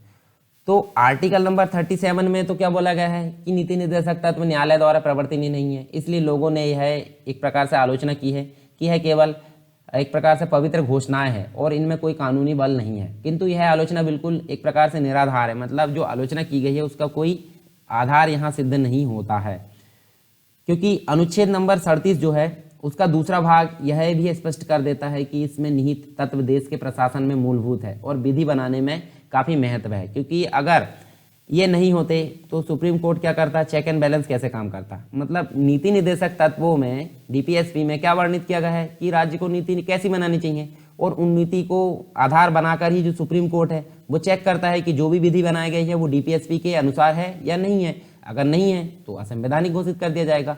तो ये काफ़ी महत्व सिद्ध होता है यहाँ पे सुप्रीम कोर्ट को एक प्रकार से एक प्रमाण देखने के लिए, सबूत के रूप में देखने के लिए सुप्रीम कोर्ट के लिए काफ़ी इंपॉर्टेंट होते हैं। तो यहाँ पे देखें हम तो इंग्लैंड के संविधान का एक बड़ा भाग जो है प्रथा और परंपराओं पर आधारित है। इन प्रथाओं के पीछे न्यायिक शक्ति नहीं है, किंतु उनका पालन करना कानून के समान रूप से किया जाता है। और इसी प्रकार नीति निर्देशक सिद्धांतों के पीछे कोई वैधानिक बल नहीं है, किंतु उनके पीछे जनमत, एक प्रकार से जनमत की शक्ति यहाँ पे दी गई है। तो हम इसी में देख सकते हैं शासन की सफलता और असफलता का मापदंड इसको माना जाता है नीति निर्देशक तत्वों को, जो कि प्रत्यक्ष रूप से वैधानिक शक्ति प्राप्त किए हुए। यदि कोई सरकार जानबूझकर इन सिद्धांतों की उपेक्षा करेगी तो आगे जाकर उसको 5 साल बाद फिर से जनता के सामने जाना है, तो जनता के सामने वो वोट मांगेगी। तो जनता क्या बोलेगी, भाई तुमने हमारी जो एक प्रकार से नीति यह है, जो भी राज्य में दायित्व दिए गए हैं, नीति निर्देशक तत्व दिए गए हैं, उनका पालन तो किया नहीं सही ढंग से, हमारे हित में कोई काम नहीं किया, तो आओ हम तुमको मजा चखाते हैं। तो वोट देते समय जो है जनता के हाथ में पावर आ जाती है 5 साल बाद, तो आम जनता को एक प्रकार से फिर से मौका मिल जाता है उसको मजा चखाने का। तो इसलिए जनमत के भय के कारण जो है इन नीतियों को लागू करना राज्य का दायित्व बन जाता है। तो ये सारी चीज़ हमको यहाँ पे देखने को मिलती है। और एक प्रकार से उम्मीद की जाती है कि जैसे जैसे भारत के लोगों में राजनीतिक चेतना विकसित होती जाएगी, वैसे वैसे नीति निर्देशक सिद्धांतों को एक प्रकार से प्रभावशीलता यहाँ पे बढ़ते जाएगी। तो जनता जागरूक होगी तो नीति निर्देशक तत्व सही ढंग से पालन, मतलब एक प्रकार से राज्य के द्वारा सही ढंग से पालन किया जाएगा। नीति बनाते समय उनका पालन यहाँ पे राज्य के द्वारा हमेशा किया जाएगा, अगर जनता जागरूक होगी तो। इसके अलावा अनुच्छेद नंबर जो 19 है, उसमें एक प्रकार से प्रतिबंध लगाया जा सकता है कंडीशन के आधार पर। तो युक्तियुक्त निर्बंधन जो है एक प्रकार से इसे निर्धारित करने में नीति निर्देशक तत्वों का महत्व है। साथ ही न्यायालय में भी अपने न्याय निर्णयन में नीति निर्देशक तत्वों का सहारा लिया जाता है। तो ये तो काफ़ी इंपॉर्टेंट हम देख सकते हैं नीति निर्देशक तत्व। हालांकि आलोचना, देखिए किसी भी सिक्के के 2 पहलू होते हैं, उसी प्रकार जहाँ फायदा देखने को मिलेंगे वहाँ कमियाँ भी देखने को मिलेगी। तो आप जो है दोनों पक्षों को लेकर चले। जैसे मान लीजिए कोई व्यक्ति बहुत अच्छा है तो उसकी कुछ कमियां भी होगी, वो बुरा भी होगा, तो इसलिए बहुत अच्छा उसको 100% अच्छा ना बोल के हम बोल सकते हैं 95% अच्छा वो हो सकता है, परंतु 5% उसमें कमियां जरूर होगी। इसके बाद अब जो नेक्स्ट है हमारा वो है मूल कर्तव्य। जैसे कि हमने भाग 4 में हमने देखे, चलिए भाग 3 में हमने क्या देखें, फंडामेंटल राइट। भाग 4 में हमने देखे DPSP, और भाग 4 के काम में हमको देखने को मिलेगा फंडामेंटल ड्यूटी FD। ठीक है, अब अनुच्छेद की अगर बात करें तो 12 से 35 तक हमको फंडामेंटल राइट देखने को मिले, 36 से लेकर 51 तक हमको DPSP देखने को मिले, और 51 का में या 51A में आपको देखने को मिलेंगे मूल कर्तव्य या फंडामेंटल ड्यूटी। तो चलिए अब देख लेते हैं हम। देखिए जब हमने फंडामेंटल राइट पढ़े तो हमारी छाती जो है एकदम से चौड़ी हो गई, ऐसा मान लीजिए, काफ़ी हम पावरफुल हो गए। परंतु भाई छाती चौड़ी करने से पहले आप ये देख लीजिए कि आपको फंडामेंटल राइट का जो है उपयोग उसी प्रकार करना है कि दूसरे के फंडामेंटल राइट का हनन ना हो। तो ये सारी चीज़ बताने का काम करते हैं मूल कर्तव्य। तो सिंपल वे में हम बोल सकते हैं, ये हम सड़क पर चल रहे हैं, तो सड़क पर चलते समय हमारी जो बाइक है बहुत तेज़ी से चल रही, तो तेज़ी से मत चलाइए भाई, बीच में आपको जो है रोकने के लिए एक जो है देखिए सामने एक ब्रेकर भी बनाया गया है। तो ब्रेकर क्या है, ब्रेकर हमको याद दिलाते हैं कि दुर्घटना नहीं होना चाहिए, आप अपनी लिमिट में चलें। तो उसी प्रकार फंडामेंटल राइट का आप उपयोग उसी प्रकार करें कि दूसरों का हनन ना हो, तो वो याद दिलाते ये ब्रेकर। ब्रेकर का मतलब होता है मूल कर्तव्य या फंडामेंटल ड्यूटी, तो आपको यहाँ ध्यान रखना है। तो मूल कर्तव्य हम देख सकते हैं काफ़ी इंपॉर्टेंट है। हालांकि संविधान में जो है मूल कर्तव्यों को नहीं जोड़ा गया था, संविधान में शुरू से नहीं थे, पर बाद में इनको जोड़ा गया है, तो वो हम सारी चीज़ें यहाँ पे देखने वाले हैं। अब जोड़ा क्यों नहीं गया था, अब जनता इतने दिन से शोषण हो रहा था, ब्रिटिश उपनिवेश था हमारा भारत, तो 200 सालों तक जनता का शोषण किया गया। तो संविधान निर्माताओं ने सोचा कि भाई इतने दिन तक जनता का शोषण हुआ है, तो जनता इतनी समझदार हो गई होगी कि अपना फंडामेंटल राइट का उपयोग अच्छे से करेगी। उनको फंडामेंटल राइट कूट कूट कर दे दिए, और आगे ये नहीं बताया गया कि इनका उपयोग कैसे करना है, उनको गलत यूज़ नहीं करना है, सारी चीज़ें नहीं बताई गई। तो इसी को देखते हुए आगे जब इस प्रकार की अव्यवस्था होने लगी, लोग बाग जो है अपने जो अधिकार है उसका मिसयूज़ करने लगे, तो आगे चलकर मूल कर्तव्यों को यहाँ पे आवश्यकता पड़ी। तो उसी के तहत जो फंडामेंटल ड्यूटी है उनको यहाँ संविधान में जोड़ने की बात कही गई। तो जोड़ा कैसे गया, कब जोड़ा गया, वो सारी चीज़ हम यहाँ देखेंगे। कितने मूल अधिकार है, संशोधन हुआ नहीं हुआ, संशोधन होने के पश्चात कितने जोड़े गए, तो टोटल मिलाकर कितने हैं, वो सारी चीज़ें और कौन कौन से, वो सभी कंप्लीट चीज़ें हम यहाँ पे देखने वाले हैं। तो चलिए यहाँ पे हम देख लेते हैं। जैसे आधुनिक युग की अगर मैं बात करूँ तो आधुनिक युग में मानव अधिकारों का युग है, हम बोल सकते हैं। ठीक है, जिसे वह राज्य से प्राप्त करता है। और अधिकारों से ही कर्तव्य भी उत्पन्न होते हैं कि वो किस प्रकार अपने मतलब जो है अधिकारों का उपयोग करेगा, मिसयूज नहीं करेगा, तो वो कर्तव्य यहाँ पे इसको याद दिलाते हैं। दोनों एक ही सिक्के के दो मतलब एक प्रकार से पहलू हम बोल सकते हैं। ठीक है, जैसे एक तरफ फंडामेंटल राइट है तो दूसरी तरफ मौलिक कर्तव्य है। जो किसी व्यक्ति के लिए एक प्रकार से कर्तव्य है वही दूसरे के लिए अधिकार हो सकते हैं। यदि सभी व्यक्तियों को जीवन का अधिकार प्राप्त है, हम बोल सकते हैं यहाँ पे, तो सभी व्यक्तियों को यह कर्तव्य भी होगा कि वो मानव के जीवन का आदर करे, मतलब जो किसी भी मानव है उसके जीवन का आदर करे, किसी अन्य व्यक्ति को एक प्रकार से आहत या उनको नुकसान ना पहुंचाए। विश्व के लोकतांत्रिक संविधान में मूल कर्तव्यों को स्पष्ट उल्लेख नहीं किया गया है। जैसे कि अगर बात करें हम ब्रिटेन की बात करें, ब्रिटेन की बात कर लेते हैं, कनाडा की बात कर लेते हैं, इसके अलावा बात करें तो ऑस्ट्रेलिया की भी हम बात कर लेते हैं यहाँ पे। तो ब्रिटेन, कनाडा और ऑस्ट्रेलिया में जो है नागरिकों के अधिकार व कर्तव्यों को जो है सामान्य और न्यायिक निर्णय द्वारा नियमित किया जाता है। अमेरिका की अगर बात करें, यूएसए, अमेरिका या यूएसए की बात करें तो इसके संविधान में केवल मूल अधिकारों का ही उल्लेख है, मतलब फंडामेंटल ड्यूटीज या मूल कर्तव्य का कोई उल्लेख नहीं किया गया है। इसके बावजूद जो उपयुक्त देश है उसमें नागरिक जो है कर्तव्य परायण होते हैं। मतलब यहाँ पे ब्रिटेन में, कनाडा में, ऑस्ट्रेलिया में और यूएसए में हम यहाँ देख सकते हैं मूल कर्तव्यों का जो है विशेष उल्लेख नहीं है, फिर भी यहाँ पे नागरिक जो है काफ़ी जिम्मेदार यहाँ पे सिद्ध होते हैं। इसके अगर देखें, मतलब हम यहाँ देख सकते हैं, देखिए समाज व देश के प्रति इसके जो नागरिक होते हैं उत्तरदायी होते हैं, पूर्ण रूप में निर्वाह करते हैं। इसके विपरीत साम्यवादी देशों के संविधान में जो अधिकार है, अधिकारों की अपेक्षा, एक प्रकार से देखें अधिकारों की अपेक्षा नागरिकों के मूल कर्तव्य पर विशेष बल दिया गया है। तो जो मूल संविधान में है, एक प्रकार से देखें तो हम देख सकते हैं मूल संविधान में देखने से पहले हम देख लेते हैं पूरे जो संविधान है उससे मतलब कर्तव्य है उससे संबंधित कुछ क्वेश्चन आए हैं मेंस में। तो भारतीय संविधान में प्रावधान किए गए जो मौलिक कर्तव्य है उसका एक प्रकार से वर्णन देना है। मतलब बड़े नंबर, मतलब जो है ज़्यादा नंबर वाला क्वेश्चन है, 11 नंबर वाला, पहले आया था ये 15 नंबर में, अब देखने को मिलेगा 11 नंबर में। और संवैधानिक दायित्व क्या होता है वो हमको यहाँ पे बताना है। तो चलिए यहाँ पे देख लेते हैं हम जो फंडामेंटल एक प्रकार से ड्यूटी है। फंडामेंटल ड्यूटी की अगर बात करें हम यहाँ पे, तो ये इसका जो एक प्रकार से हम देखें दो पक्ष होते हैं। एक तरफ होता है फंडामेंटल राइट और एक तरफ होता है कर्तव्य। तो जैसे फंडामेंटल राइट हमारे बहुत सारे हैं और काफ़ी पावरफुल जो है नागरिक को बना देते हैं, तो उसी के आधार पर अगर देखें तो उसकी जो है ड्यूटी याद दिलाने का काम करते हैं कर्तव्य। मतलब आपको फंडामेंटल राइट का उपयोग इस प्रकार करना है कि दूसरे व्यक्ति है उसका अधिकारों का हनन ना हो, तो ये कर्तव्य याद दिलाते हैं। तो उसी को देखकर यहाँ पे हम देखें तो इसको हम देख सकते हैं संविधान में ओरिजिनली तो था नहीं, तो ओरिजिनली नहीं था तो ये कब जोड़ा गया। तो यहाँ देख सकते हैं 42वां संविधान संशोधन 1976 के तहत इसको जोड़ा गया और इसको भाग 4 का में देखने को मिलेगा। ये अनुच्छेद नंबर 51A में हमको क्या देखने को मिलेगा, 10 जो है मूल कर्तव्य देखने को मिलता है। और एक बार इसमें संशोधन भी हो चुका है जिसमें हम देखें 86वां संविधान संशोधन 2002 में, तो टोटल मिलाकर 11 हो गए, मतलब +1 किया गया, यहाँ पे 1 जोड़ा गया। और ये स्वर्ण सिंह समिति है उसके द्वारा जो सिफारिश की गई थी उसकी सिफारिश को संशोधन करने के बाद 10 मूल कर्तव्यों को जोड़ा गया था। हालांकि मौलिक कर्तव्य को संविधान जो है लागू करवाने के लिए कोई उपबंध नहीं है, जैसे कि डीपीएसपी है, डीपीएसपी में कोई एक प्रकार से बाध्य योग नहीं है, उसी प्रकार मूल कर्तव्य भी बाध्य योग नहीं है। अगर व्यक्ति इनका पालन नहीं करता है तो इसके लिए कोई कानून की व्यवस्था नहीं की गई है, उसके ऊपर कोई दंड यहाँ पर उपबंधित नहीं किया जा सकता। तो ऐसी व्यवस्था हमको मूल कर्तव्य में देखने को मिलती है। इसके अलावा हम देख सकते हैं टोटल मिलाकर 11 मूल कर्तव्य आपको देखने को मिलते हैं। जैसे सबसे पहले अगर देखें तो मूल कर्तव्य में आपको पहला मूल कर्तव्य देखने को मिलता है अपने विभिन्न प्रकार के जो संविधान है संविधान का पालन करे, मतलब जो संविधान हमारा उसका पालन करे। उसके विभिन्न आदर्श होते हैं, संस्था होती है, राष्ट्र ध्वज होते हैं, राष्ट्रगान होती है, इन सभी का आदर करना मूल कर्तव्य होता है किसका, व्यक्ति का। इसके अलावा स्वतंत्रता के लिए राष्ट्रीय आंदोलन को जो प्रेरित करने वाले जो उच्च आदर्श है उसको हृदय में संजोए रखना इसका मूल कर्तव्य होगा। तीसरा होता है प्रभुता, एकता और अखंडता, मतलब इनको एक प्रकार से नुकसान नहीं पहुंचाना है, इनको नुकसान पहुंचाए मतलब इनको नुकसान जो पहुंचाए उससे भारत की रक्षा करना है, ठीक है, उन तत्वों से उसे अक्षुण्ण बनाए रखना है, प्रभुता, एकता और अखंडता को। दूसरी चीज देश की रक्षा के आह्वान पर राष्ट्र की सेवा करना।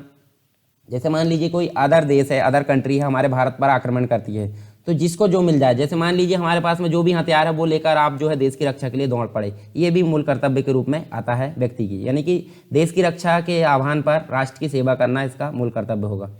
फिर भारत के सभी लोगों की समरसता और एक प्रकार से समान भ्रातृत्व की भावना का निर्माण करना, धर्म, भाषा और इस प्रकार देखें प्रदेश व वर्ग पर आधारित सभी भेदभाव से परे है। ऐसी प्रथाओं का त्याग करना और स्त्रियों के सम्मान के विरुद्ध जो है वो उसका भी विरोध करना, मतलब एक प्रकार से बोला जा रहा है भाई बंधु या एक प्रकार से भ्रातृत्व की भावना या बंधुत्व की भावना हमको यहाँ पे निभाना है, किसी भी प्रकार का भेदभाव नहीं करना है।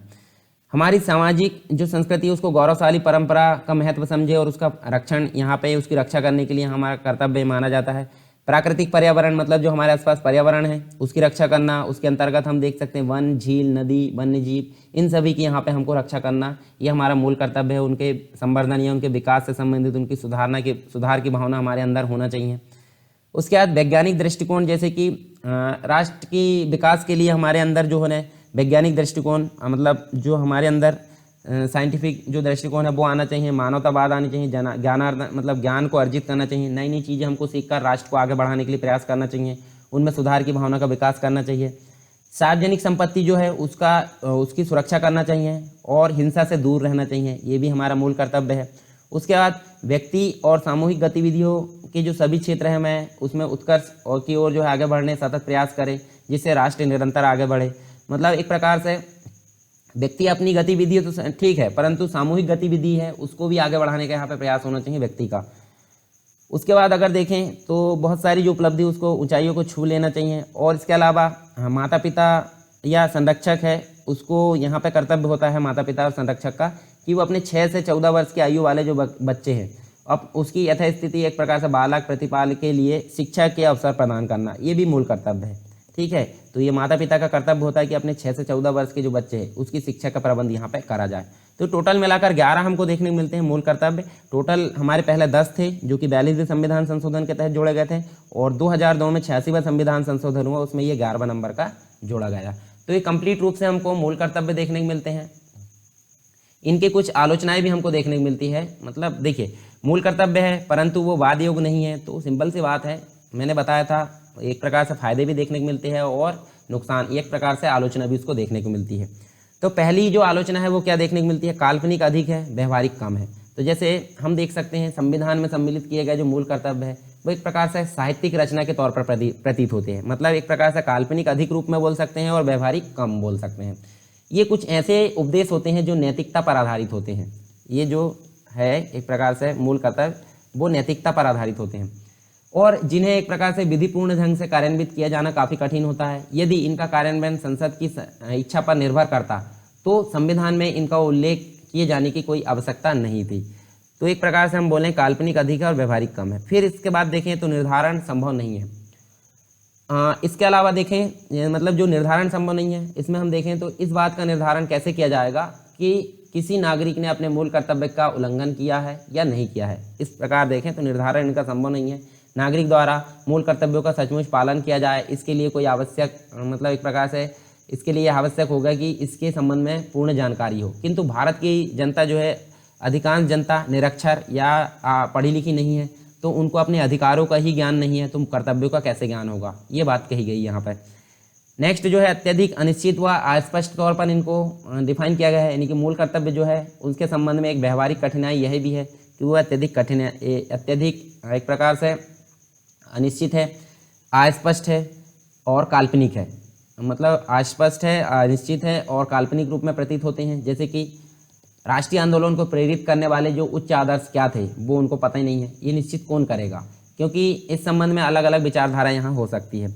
नेक्स्ट है इन पर जो है काफ़ी एक प्रकार से देखें तो काफ़ी प्रश्न चिन्ह इनके अंतर्गत देखने को मिलता है। मतलब एक प्रकार से देखें तो इस जो वैज्ञानिक दृष्टिकोण है, मानवतावाद है, वो आवश्यक तत्व है और इसे विकसित करने के लिए हमें क्या करना चाहिए, इसका निश्चय कौन करेगा। और सामाजिक संस्कृति की परिभाषा और उसके तत्व क्या होंगे जिनकी रक्षा करना जो है एक प्रकार से कर्तव्य बताया गया है। तो ये सारी चीज़ एक प्रकार से प्रश्न चिन्ह के तौर पर सिद्ध होती है। इसके अलावा देखें हम तो महत्वपूर्ण कर्तव्य शामिल नहीं है। जो कर्तव्य है कर्तव्य की सूची में एक प्रकार से महत्वपूर्ण कर्तव्य जैसे कि हम बोल सकते हैं, जैसे कोई व्यक्ति कर नहीं चुकाएगा तो उसके लिए यहाँ प्रावधान नहीं किया गया है। अगर कोई व्यक्ति मतदान नहीं करेगा तो उसके लिए प्रावधान। परिवार नियोजन से संबंधित कोई यहाँ पे व्यवस्था या कर्तव्य यहाँ पे व्यक्ति का नहीं दिया गया है। तो इसी को लेकर अगर देखें तो यहाँ पे आलोचना इसकी की गई है। उसके बाद हम देखें तो मूल कर्तव्य जो है वो फंडामेंटल राइट के जैसे न्यायालय द्वारा परिवर्तनीय नहीं है। तो कुल मिलाकर हम देख सकते हैं कि संविधान में मौलिक कर्तव्य को जोड़े जाने का केवल मनोवैज्ञानिक महत्व ही बताया गया है, और संविधान में इन सिद्धांतों के उल्लेख कर देने से क्या होता है कि इनकी पवित्रता और मौलिकता को एक प्रकार से निसंदेह बढ़ जाती है। संविधान देश की मौलिक विधि होने के नाते अन्य विधियों से सर्वोच्च है, और हम बोल सकते हैं कि उसमें वर्णित जो मूल कर्तव्य है, एक प्रकार से जो कर्तव्य है उनका मूल तथा महत्व साधारण विधियों की अपेक्षा स्वाभाविक रूप से ज़्यादा समझा जाएगा।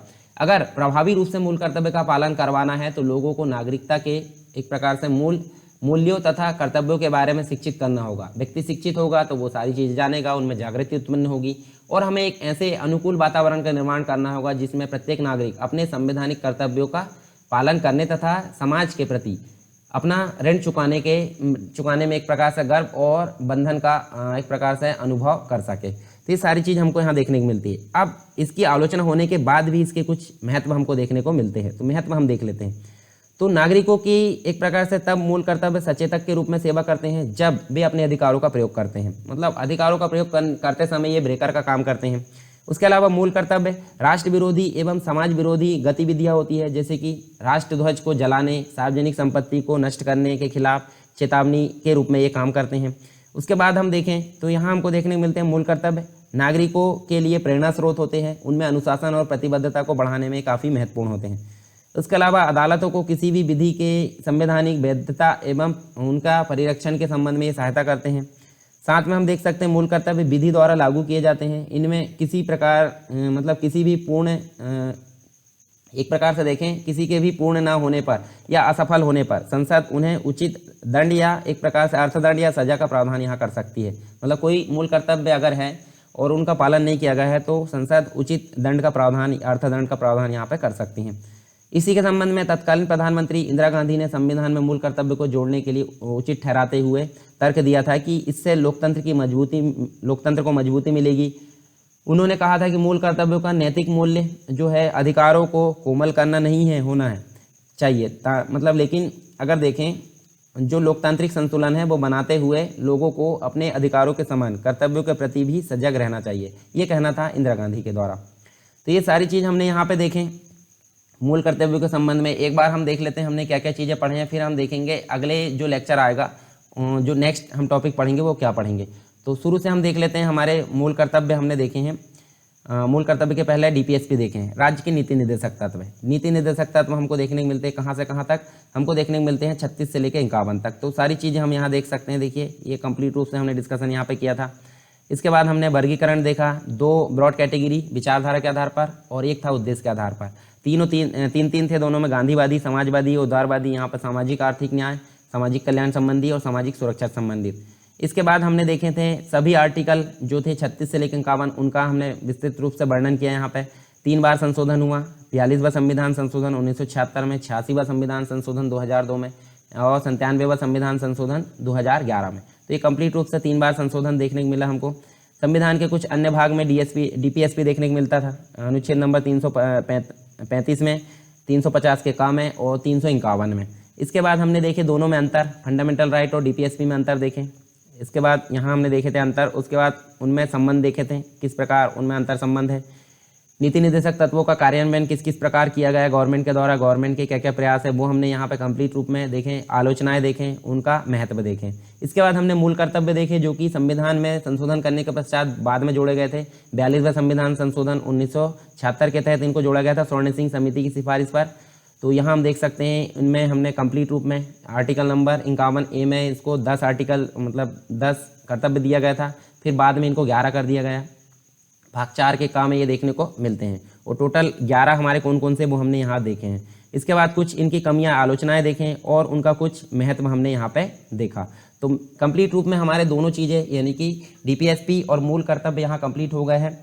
अब लेक्चर आपको कैसा लगा वो ज़रूर बताएं आप। अगर पसंद आए तो लाइक कर सकते हैं और नहीं पसंद आए कुछ सुझाव है तो आप कमेंट बॉक्स में ज़रूर बताएं और क्वेश्चन का आंसर आप कमेंट जरूर करते रहा करिए। तो तो इस प्रकार आपको लेकर चलना है सारी चीज़ें, धीरे धीरे मतलब हमारा सारी चीज़ें यहाँ पे कंप्लीट हो जाएगी। ये पॉलिटी खत्म होगी, इसके बाद हम इकोनॉमी और जो समाजशास्त्र है वो हमारा कंप्लीट हो जाएगा। सेकंड पेपर में वो स्टार्ट होगा तो वो भी कंप्लीट हो जाएगा। फिर हम शुरू करेंगे फोर्थ पेपर। तो यहाँ हम देख सकते हैं, देखिए इसके बाद हमारा जो है यूनिट फर्स्ट हमारी चल रही, तो इसमें हम ये देखिए हमारा कंप्लीट हो चुका है। उद्देशिका हमारी कंप्लीट हो चुकी, ये तो कंप्लीट पहले हो चुका था। मूल अधिकार भी हमारे कंप्लीट हो चुके, डीपीएसपी और मूल कर्तव्य हमारा कंप्लीट हो चुका है। अब संघवाद के अंतर्गत केंद्र राज्य का संबंध हम देखेंगे और जो आगे की चीज़ें वो हम देखेंगे। तो चलिए दोस्तों, मिलते हैं नेक्स्ट लेक्चर में, तब तक के लिए जय हिंद।